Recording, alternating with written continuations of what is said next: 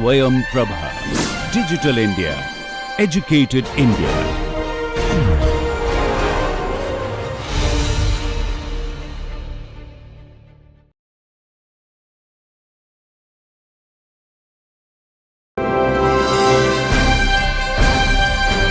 Swayam Prabha. Digital India. Educated India.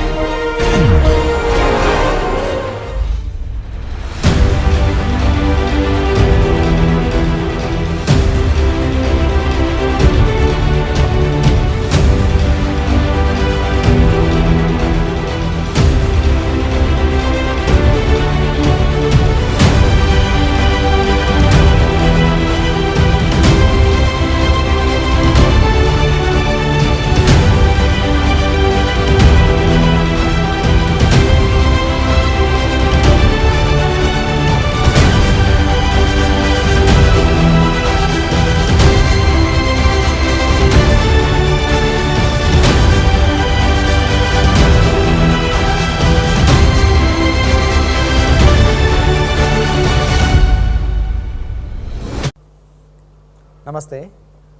Welcome to the 15th session of this course of Yoga and Positive Psychology for Managing Career and Life. In this session, we are going to discuss asanas.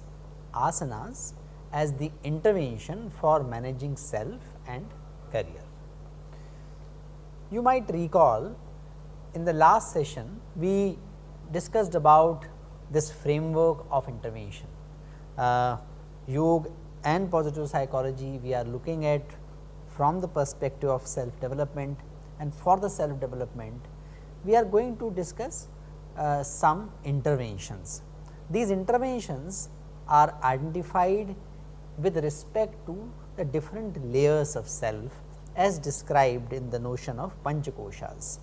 So, in the Annamaya Koshas, we are going to discuss two interventions, Ahar and asanas. You may also recall that in the last session we discussed about qualities of food and how food can be a major intervention for our well-being, which in turn result in managing ourself and our career better. So, we discussed about the qualities of food and how different prakritis are apt for different types of food, etc. In this session, we are going to talk about asanas. Before we discuss about asanas, let us look at what is the health situation at workplace. So, there are two studies from these two research papers we are going to look at. First paper of Padma and her colleagues, it talks about the health problem and the types of health problem prevailing in Indian workforce, and it says that around 56% of the people they surveyed across India had musculoskeletal symptoms. Around 56% of the total people surveyed in India, they had musculoskeletal systems. So, some ailments related to muscles and skeletal system.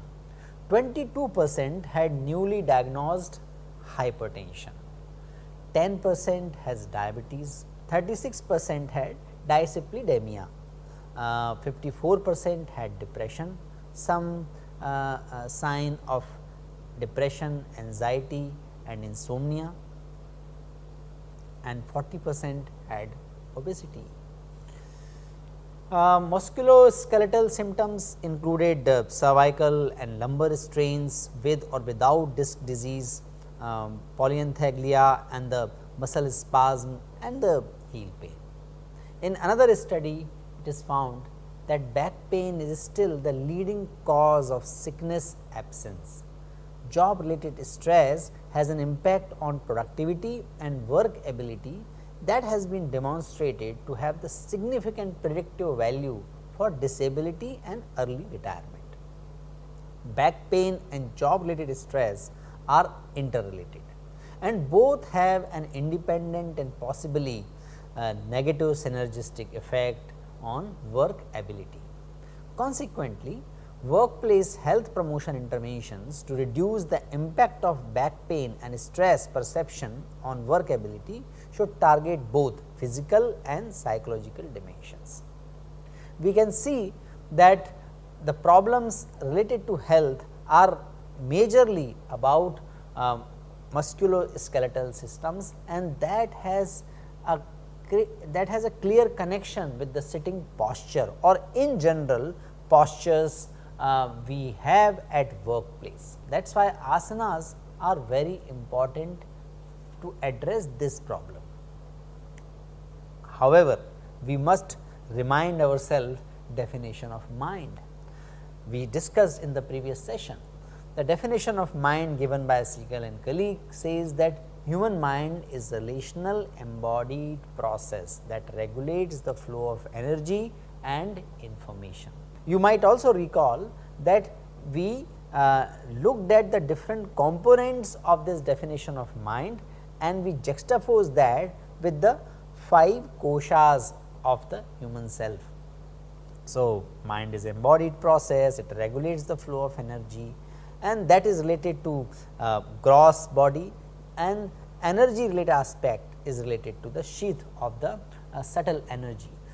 So, asanas have to be looked at not just physical intervention. Asanas have as much impact on mind as our thoughts can have impact on our overall experience of life, and as much they are reflections of mind. At the outset for this session, I wish to acknowledge these two masters, Dr. Stephen Parker for his book Clearing the Path, and Dr. David Frawley for his book Yoga and Ayurveda. Asanas in nutshell reduce the aches, sudden pains and heart palpitation. It reduces the internal friction of the subsystems and subsystem within our body.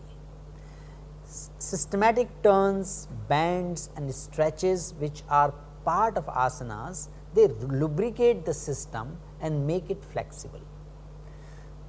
Regular practice of asanas enhances the feeling of energy, it slows down the breathing rate, it tunes the body and regain the inner rhyme. This also results in better sleep, which is sounder and more efficient. In fact, the very first studies of impact of yoga actually looked at the impact of yoga asanas on quality of sleep.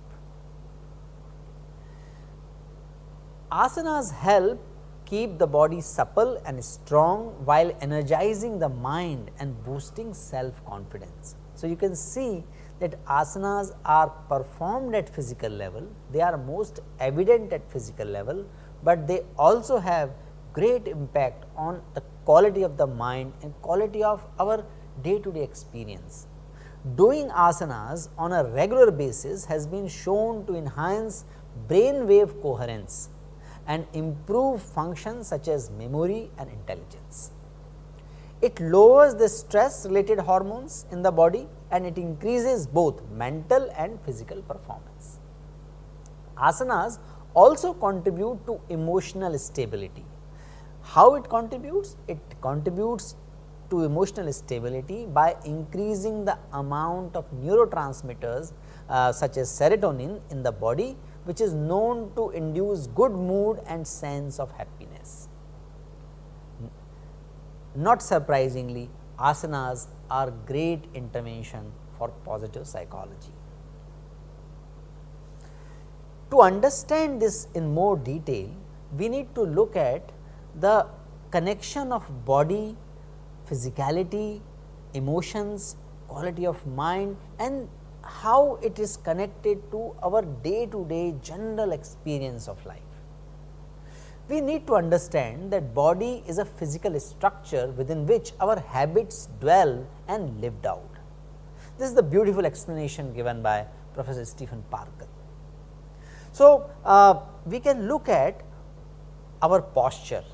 So, asanas are posture not only for few movements, asanas are posture for life. So, just reflect on our posture. For example, standing posture. When we are standing, is it solid, balanced, aligned, relaxed so that there is no fatigue, or we have tendency to lock our knees in tension? While standing, do I sink my chest downward so that our shoulder seem to carry the weight of the world, throwing your lower back out of alignment and causing your head to droop forward and muscles in the neck to become tight enough to give you headache? That is what Stephen Parker asked in this chapter on asanas. So, asanas have to be looked at general posture of life as well. Why it is important? Why posture is important? Why we need to look at body postures so closely and how they are deeply connected to our experience of well-being, which in turn result in managing self and which in turn has impact on managing our career. So, many forms of body work actually try to create awareness of this kind of body armor and help to learn new habits. We learn to dwell or we indulge into different thoughts, and those liking and dislikings are called vasanas in the yogic literature. That likes and dislike is reflected in the body in different ways. So, asanas should be looked at as a way of exploring the very deep aspect of the self, also dwelling in the flesh and fabric of our lives. So, we use central skill of yoga, the application of mindful awareness, to conduct the exploration. Yoga asanas can help us to integrate every aspect of our nervous system, including our emotional experience, sensation, cognition, motivation and sanskar, the deep rooted pattern of thoughts which result into pattern of behavior, which result into pattern of situation we keep finding around ourselves in our day-to-day life. It is useful to quickly compare yoga and particularly asanas with the exercise, the physical exercise. The component of asana in the yoga is parallel to the physiological aspect of consisting bending, stretching, strengthening and holding a specific position. So, to that extent asanas are similar to exercise. However, yoga and asanas themselves, they render health benefit that are similar to exercise, but also go beyond it. So, yoga practice are actually driven by a goal of experiencing the calmness of mind by performing the physical posture. That is done with the breath regulation, and that requires a meditative state, that requires full attention to the activity, full attention to the moment we are doing.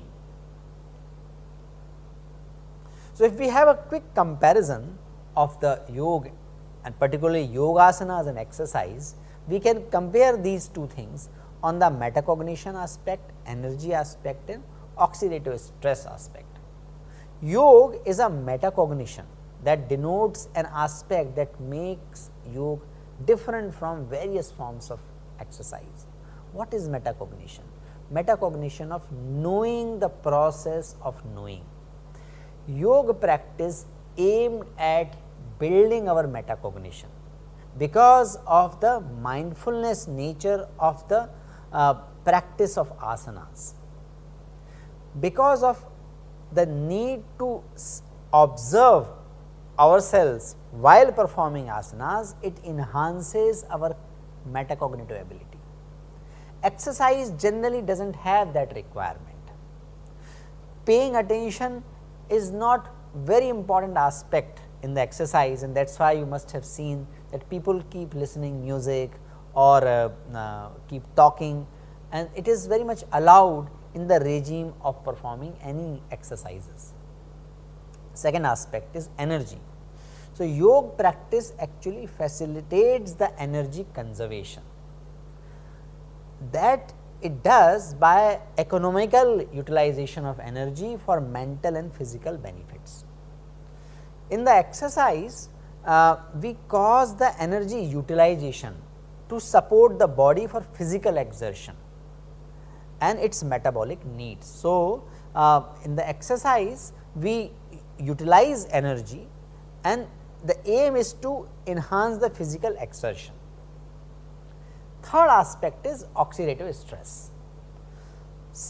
Because asanas have this meditative element into it, meditation practice induce the uniform change in the biomarkers, and that in turn result into uniform change in the behavior, and that in turn is reflected in the improved cognitive performance and decreased oxidative stress. Whereas, exercise lead to erratic changes in the biomarker because it does not have the meditative element in it. Asanas predominantly enhance our metacognition and many other benefits, preservation of energy and cognitive abilities. All these impact of asanas happen because it enhances our interoception. What is interoception? We all or most of us are familiar to the term perception. Perception is looking out, making sense of the stimuli which we are receiving from outside. Interoception is looking within, giving attention to within, our own inherent internal states of being. And interoception is about giving notice to what is happening in our body. Please remember the definition of mind. This definition says that mind is a relational and embodied process that regulates the flow of energy and information. And if we look at the asanas and the process of asanas, we can understand that mind, actually whole body is mind. Whole body has the function like the function of mind. Every tissue and system in our body contributes to how we know things and even to the formation of intuition. This is sum total of our perception direct inward, and as a result of that our biofeedback mechanism and our metacognition both are enhanced. Interoceptive structure in the brain, that is the lamina of the spinal cord, that is vagus nerve, and the insula of the middle prefrontal cortex, all of these elements actually collect information from the body and then it connect it to the various parts of the cortex, which is the frontal part of the brain. This is how we get the gut feelings and how we come to know things in our bone. You must have used this term, in my stomach my gut feeling is saying something, I am knowing this in my bones. What is that? That is interoception. When I, instead of processing the stimuli and processing the information not just with the help of my prefrontal cortex, that means not only processing information through logic and thoughts using language, but we are also processing information through our body itself, which is pre-language, pre-thought, how actually I am feeling about something, and that feeling can occur in the stomach, that can happen in the brain part, that can happen in our limbs. When we give attention to that, signal comes from those roots as well, and all those signals are further processed by the cortex, and with that processing, when it is combined with the language and thought, we get something what we call gut feeling or our intuition. So, interoception is how we sense emotions within the physical body. How we are able to sense emotions in the physical body? We are able to sense emotions in our tissues because unconscious mind keep creating comfort or discomfort in the nerves with several stimuli. So, in a way emotions are trapped in some body tissues or all the body tissues. So, muscles, by changing the circulatory pattern in those tissues, they keep responding to the different information, emotions and environmental stimuli. There is another pathway which is called pathway of trauma. When we are traumatized physically or psychologically, the structures in the midbrain, particularly amygdala and hippocampus, take a traumatic snapshot, which include the physical sensation, images, cognition and emotion. So, no wonder while treating the severe traumas, most of the treatment methods, particularly the modern treatment methods, involve body, because body play a very important role in the traumatic situation. So, treatment of the trauma cannot happen without involving body, but body also plays important role in the less extreme cases, like during examination, talking to someone with whom we are not comfortable, we have a difficult relationship, or interacting with the authorities, etc. So, in day to day situations as well, body play a very important role. So, what do you feel in your neck, your shoulder, your back, lower back, your stomach, your heart while talking to authorities, while performing certain tasks, while planning your work, while thinking about your projects, while negotiating? All these are important to be noticed, because if I wish to be effective in this situation, I cannot be effective just by having certain knowledge or by having certain thoughts. If we want to be effective in the day to day situations of life, we need to take care of our body, and we have to give attention to the experience we have in the body. When we are able to address the stretches, when we are able to address the stress in the different parts of the body, we not only make our body flexible and relaxed, we actually make ourselves more effective in day to day situations, day to day professional and personal situations in life. Maharshi Patanjali talks about asanas in a very succinct way in 3 sutras. The first is the definition of asana. What he says, Sthir Sukham Asanam. You must have used this term asan in the sense of sitting posture. You might have also noticed that asan, the term is used for the place of sitting of some knowledgeable people or some vradha or senior people.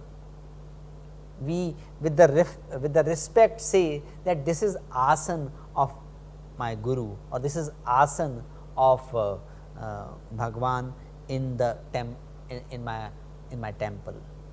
So, asan is a place we sit or place someone sits. In the yogic term, in the Raj Yoga term, in the Ashtanga Yoga term, the posture in which we can be sthir, meaning steady, and sukham, when we are comfortable, that is asana. So, it is not only about no trembling of limbs, it is more than no trembling of limbs. So, rather it is a quieting of mind body relationship to the point where mind body loses its desire to move altogether.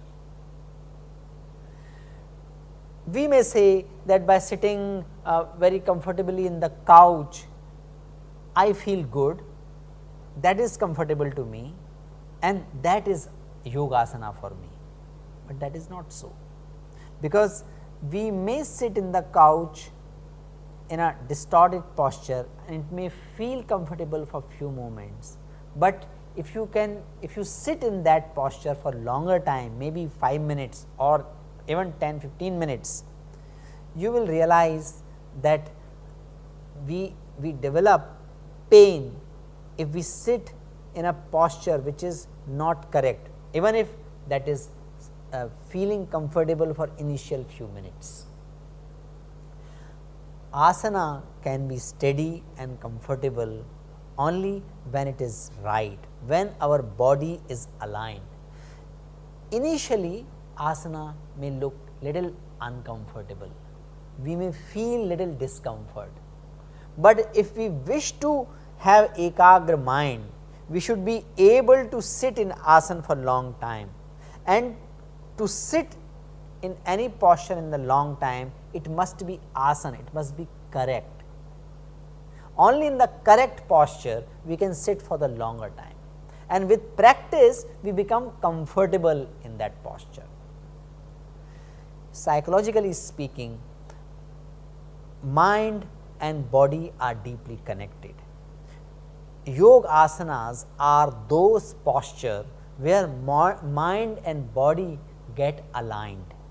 When that alignment happens, body does not feel like moving, mind does not feel like wandering. So, naturally there is an ekagra chitta, the fourth quality of chitta as explained in the earlier session, that emerges. Vyas Bhashya says that what is asana? Samsthana, balanced configuration, that refers to maintaining the alignment of the head, neck, trunk in a meditative awareness. This refers not just to sitting meditation, but it is also about every posture body assumes on a day-to-day situation.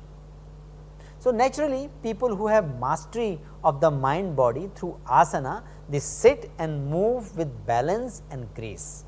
You must have noticed that. Change and sthir both are aspect of the same coin. We, in order to be sthir, have to sometimes change the posture. So, in the practice of yogasanas, we change one posture to another to achieve one stability to the next level of stability. Second aspect of asana, as mentioned by Maharshi Patanjali in the Yoga Sutra, is called Prayatna Shaithilya. Prayatna Shaithilya Ananta Samapattibhyam. These are the two things to be looked at. These are the two sutras about asana. Let us look at Prayatna Shaithilya. So, what sutra says that posture is perfected, made steady and comfortable through relaxing the effort and in awareness with the endless or with the endlessness. So, there are two things. Asana is perfected when it is made steady and comfortable through relaxing the effort. When in holding asana, we need not to make effort. That is Prayatna Shaithilya. So, that is the state we need to reach while practicing asana. And second thing is Ananta Samapatti, that we are going to discuss in the next slide. Prayatna Shaithilya is a relaxation of all efforts. Only by such relaxation can one obtain genuine stillness of the mind body. When we achieve that stability and comfort, prana flow freely in those parts of the body. Actually, prana does not flow where there is muscle tension. So, refinement of asana is about releasing any tension there in the body. When total relaxation takes place, we need not to make effort. So, asanas have to be practiced to that extent, or we can say that we have perfected a particular asana where we can be in that posture with the fully comfortable and relaxed situation. Some very interesting experiments were conducted by Professor Lata Phadke in Pune and Dr. Sanjay Phadke and their team.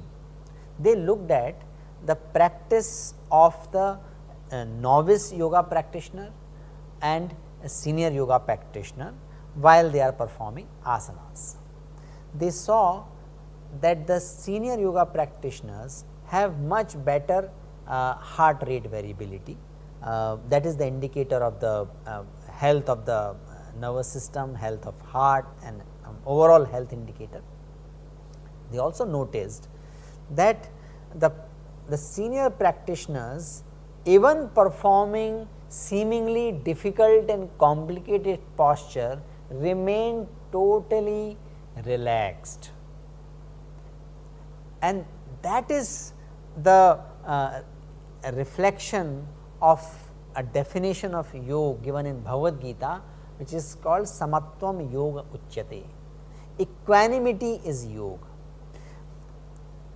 Yoga practice, asana practice bring equanimity by externally performing the difficult posture, but internally remaining calm and steady, and in this process we naturally become comfortable.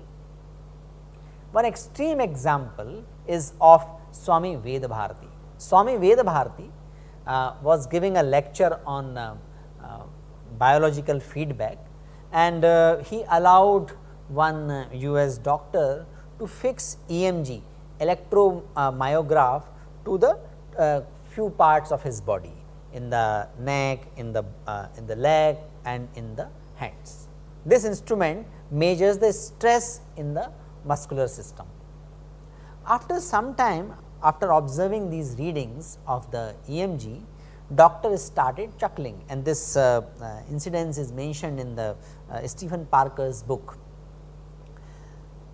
Naturally, Swami Vedabharati asked the doctor, and others also got curious who were present in the session, why doctor is chuckling, what he found so amusing.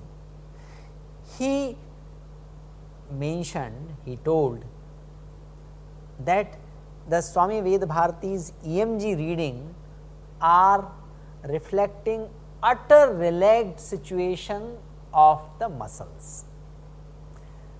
This relaxed situation is generally, this kind of reading is generally found in the corpse, on the dead bodies. But here was Swami Vedabharati, who was standing, he was making postures, he was explaining things, he was actually delivering a lecture.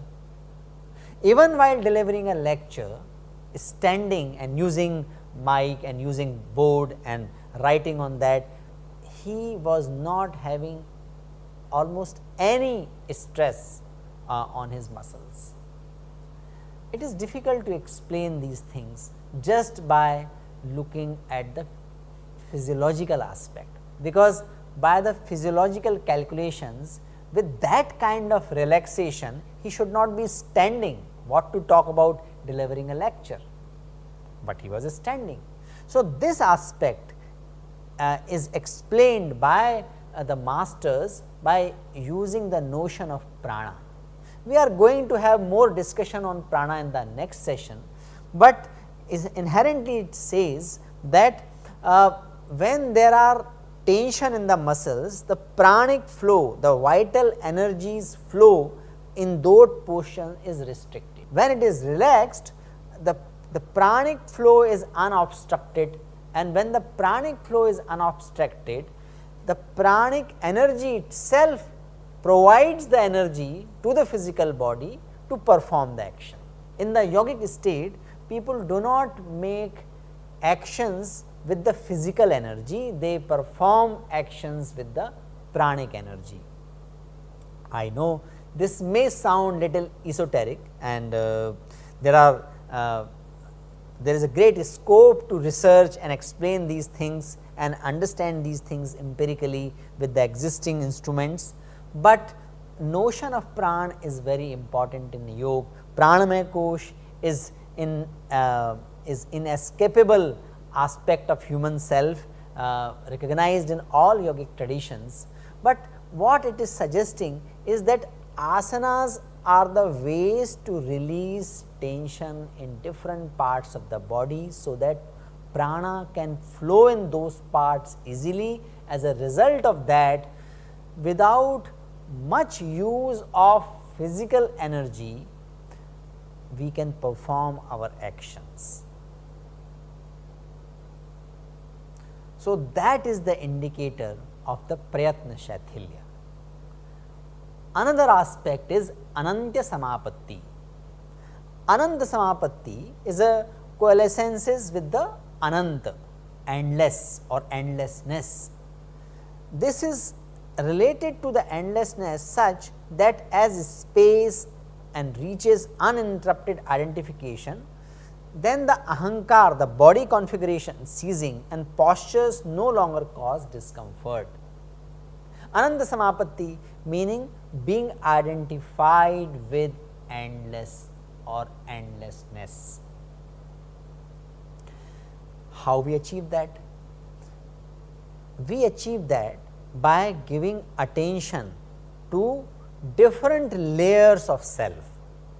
So, while performing asana, a novice has to give much more attention in comparison to a senior practitioner. They have to give more attention to the physical body. However, as the practice grows, we start giving attention to breath, then we start giving attention to the emotions, then we start getting attention to the thoughts, and we become witness to ourselves while in series of asanas. Because of this expansion of the identification, first our identification is with our body, the larger identification is with our thoughts, emotions, prana, we develop a sense of witness, and that process actually expands our me map. We become more aware of our surrounding. We know that there are many studies, and I have quoted in the earlier studies, the studies and research conducted by our own team, which has seen that egocentric bias come down with the practice of yoga. So, our egocentric bias, our me map actually increases. We become more inclusive. Actually, the distinction between body and which is microcosm and the macrocosm start reducing. So, our identity with this limited body is loosened, and we start identifying with the larger system, and that is the reality, because we might identify ourselves as body, we might connect our individuality, our personality limited to this body, but the fact of the matter is that this body is constantly in interaction with the environment. We are constantly exchanging oxygen, carbon dioxide, we are constantly exchanging water, we are constantly exchanging food, environment, that is why keep affecting us, we keep influencing the environment. This is a constant interaction process. So, our self is not actually limited to the body, our self is much expanded. When this becomes our experience, when this understanding goes beyond cognition and reaches to the level of experience, and when this keep increasing, it reaches to the level where we identify with the cosmos. Those moments may be very few while practicing yoga or mindfulness, but they bring deep sense of calmness, and that result into a different order of metacognition. Why this is factual according to Maharshi Patanjali? That he explains in the 4th chapter of his book, Yoga Sutra, where he says, Pravritti bhede prayojakam chittam ekam anekesham. Chitta, mind, may look multiple, but inherently the mind or consciousness is one. This mind or consciousness is one that looks different in different bodies, and that sense of difference is because of my identification, which is limited to my body and my thoughts and my emotions. But reality is that what I call I is infinite, because there is one existence manifested in different forms.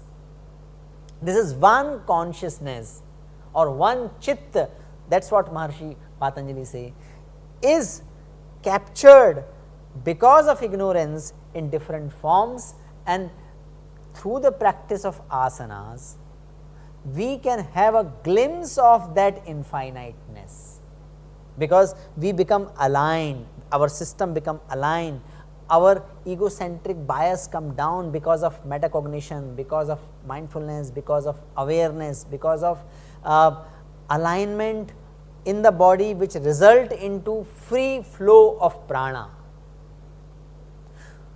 So, that is the ideal of performing asana, prayatna shathil and ananta samapatti. Asana is said to be, can be considered to be perfected when we are in this asana without any effort, that is prayatna shathil, and it can be said to be perfected when we experience the limitlessness of myself.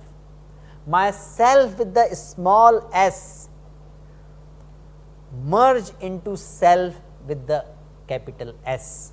If we use the term of Professor S.K. Chakravarti, who did phenomenal work in the field of spirituality and management. The next question is how to perform asanas. One must remain constantly aware of the flow of breath while performing asana. The process of moving into posture must begin from stillness, sthira, then move through inner stillness and return to stillness. So, Professor Parker mentions 6 steps. First step in performing any asana is centering. Bring back our attention to our body, bring back our attention to where we are. We can perform a very simple asana right now. Notice your body posture. Take your attention to your toes. When you take your attention to your toes, you naturally start making your body posture more sthir and more towards Sukham. For performing any asana, we must start from this state, centering ourselves, collecting back, recollecting our energies and attention to where I am. After centering, movement should start. Then moving the posture. After moving the posture, we need to stabilize in the posture. At least 3 to 5 breaths must be taken consciously in a particular posture. We can further deepen the posture and then move out of the posture and recenter for the same posture, same asana, or for the next asana.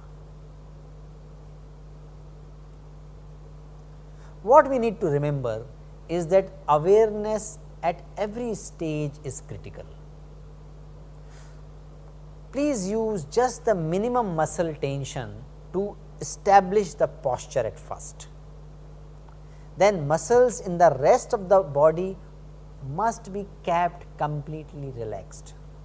So, we need to give full attention to our body and the general experience. Then we have to expand the capacity mindfully. There is a ideal posture and there is what we can manage to do. While performing asana, I may not be able to do it perfectly, but we need to keep the picture of the perfect posture, perfect state of the posture while performing that posture, while performing that asana.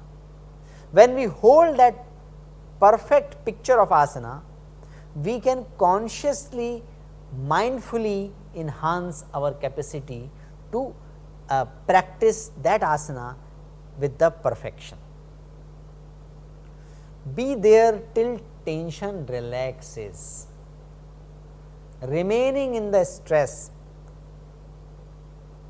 is not at all can be said to be in the asana.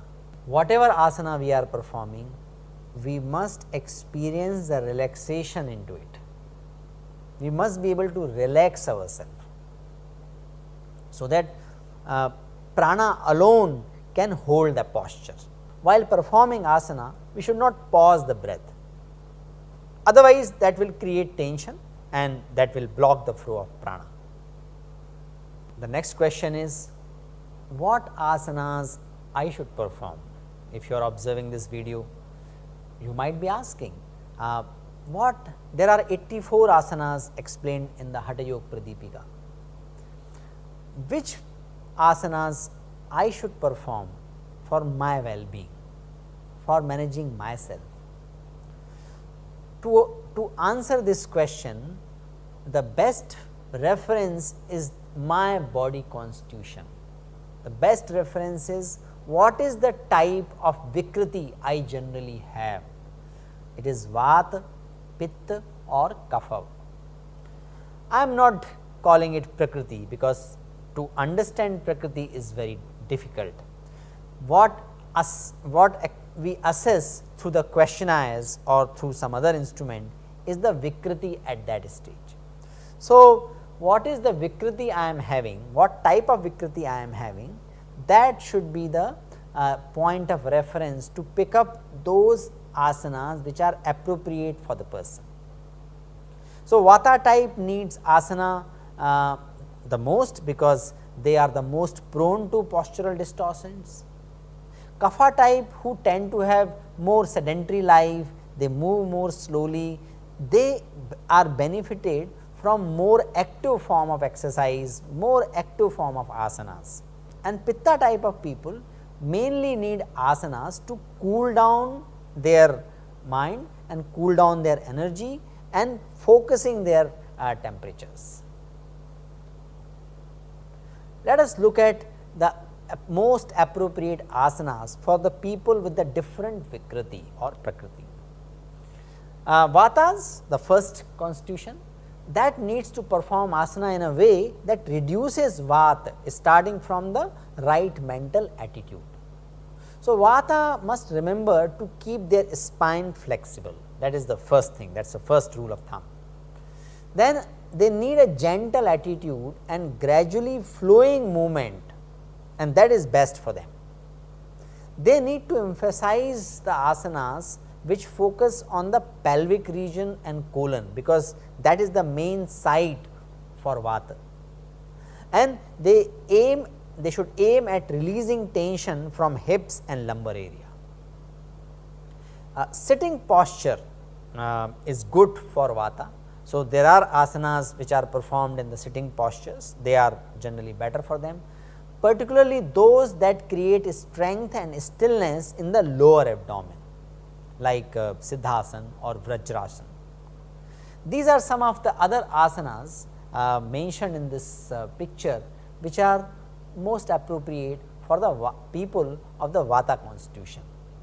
We can actually start from the Vrakshasana, then go to Uttanasana, Balasana, Tadasana, Matsyendrasana, Pavanmuktasana and butterfly or Titali asana and Virabhadrasana. Few other points about the asanas related to Vata constitution people is that spine twist like Matsyendasana, that is very good, that is an excellent for them, because that helps in removing Vata from the nervous system. Forward bend afford immediate relief for excess Vata and producing the calmness and stillness. You might remember that Vata Prakriti people have tendency to jump from one thought to the next thought to the next thought very fast. Back end, if well grounded and done gently, that can strengthen the Vata feelings of the centeredness and have warming effect. That strengthens the Apan and colon like cobra posture, Bhujangasana or Makarasana. These are also useful for people with the Vata constitution. Among the standing posture, tree pose, that is Vrakshasana, that develops the stillness and balance. After asana practice, Vata people must rest through the Shavasana. What are the best things to be kept in mind while performing asanas for the people with the Pitta constitution? So, putting the body regularly into the shoulder stand or the plow pose, that protects the lunar principle, which has the calming effect from the depleting heat of the solar principle and creates coolness, and that brings the balance. So, this principle applies to people with the Pitta constitution. So, what asanas are more useful to them? Spinal twist, again the Matsyendrasana. You can also look at Marjari asana or the camel posture. These are also very good. But Pitta people are benefited by postures that aim at releasing tension from mid abdomen, small intestine, liver, and that is where the excess Pitta is accumulated. So, the bow posture, cobra pose or Naukasana, what is called boat pose, these are very useful for the people having a more predominant Pitta Prakriti. There are clear asanas given, Yogapedia explains that as well. You can learn all these asanas by observing the videos of Swami Ramdev ji, and there are many other masters who are great experts in the yoga asanas. Many of these asanas are also part of common yoga protocol released by Ayush Ministry, and if you go to the Ayush Ministry website, if you look for the common yoga protocol, you can not only know how to perform that asana in a best possible way, you will also come to know that what are the typical medical situations where these asanas should not be performed. So, please take help of experts or take help of the expert sites like sites about asanas released by the organization of Sri Ramdev ji, as well as the common yoga protocol explained in the website of Ayush Ministry. Forward bends bring more energy to the mid abdomen, and that also has a cooling effect, and that is why it is useful for the Pitta people. Back end tend to be heating, so that must not be done for the longer duration by the people with the Pitta constitution, but it must be done with the moderation and must be followed by the cooling posture, which are more front bending. Seated twist helps in the liver and detoxifying the Pitta, so they are useful for the people with the predominant Pitta Prakriti. Let us look at what are the best yoga postures for people with the Kapha predominant Vikriti or Prakriti. So, Kapha are generally prone to high cholesterol, sometimes heart disease. The care must be taken not to overstrain their heart in any exercise program. So, that must be taken care of. Kapha should be made to do stronger exercises than they like and must be taught to challenge themselves. So, the best way to motivate Kapha people is to give challenge, optimum challenge for them. Sitting asana tend to increase kapha, so that should be avoided. More standing asanas should be performed by the people having the kapha vikriti. Standing posture combined with the movement and stretching are the best for the people of the kapha constitution. Backward bend we looked at in the earlier side, that is not very good, and people with the pitta prakriti should not perform for the longer duration, but the backward bend is much more beneficial for the people with the kapha constitution, because it enhances the energy, it increases the circulation to head and where the mucus easily build up for them. So, that helps in energizing them. Forward bend which tend to contract the chest are not good for the people with the kapha prakriti, that may cause emotional distress as well to them. So, the asanas which can be particularly helpful for the people with the kapha constitution are Vrakshasana or Ardhachandrasana or the Adhomukha Ashwasana or Falakasana. Matsyendrasana you must have noticed that is useful across the three constitution, and Dhanurasana. Kapha asanas can be more energizing, can be more active. So, this table is taken from the book of Dr. David Frawley. David Frawley explained in great detail what are the best asanas for the people of Vata, Pitta and Kapha. So, how should be the practice? The practice for the Vata people should be calm, slow, steady, grounding, strengthening and consistent. Practice for the Pitta people should be oriented towards cooling, relaxation, surrendering, forgiving, gentleness and diffusive. Practice for the Kapha people should be stimulating, moving, warming, lightening, energizing and releasing. So, you can see that we all have to discover our own constitution, and accordingly we need to identify the best asanas according to our prakriti. This table is really exhaustive. It gives the list of the sitting postures which are best for the different prakriti. It also talks about nature of sun salutation, Surya Namaskar. This is probably the most popular asana system. Vata people should do Surya Namaskar more slowly and consciously. Kapha people should be doing Surya Namaskar with little more vigor. Pitta people should be doing Surya Namaskar with much deeper awareness and very gently, and that can have a calming effect.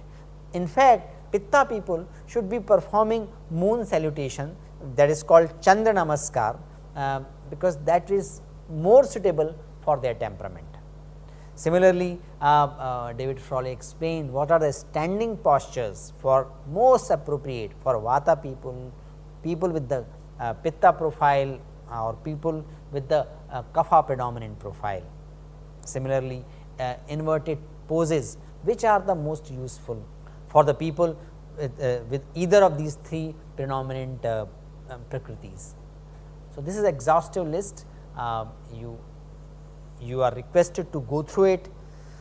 This lecture is to build the knowledge base about asanas and how these can be great intervention for managing self, and managing self means managing body, mind and our energies.